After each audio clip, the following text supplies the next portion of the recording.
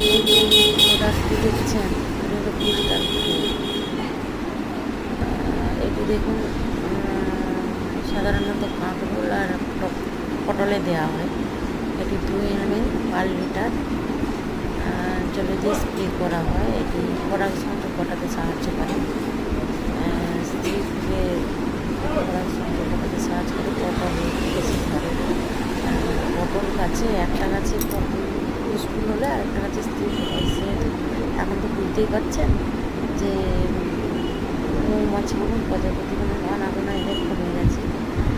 যে কারণেই হোক গাছে যাই হোক সেহেতু রাসায়নিক স্প্রে করেই আবার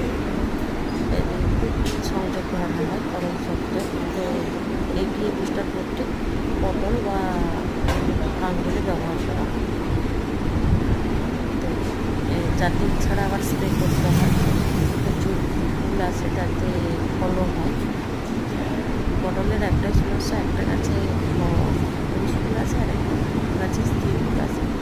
সেহেতু এদের পরাগ মিলন করতে অসুবিধা হয়। এইটি দেওয়ার ফলে তা অনেকটা সাহায্য করে এবং কাজও হয়।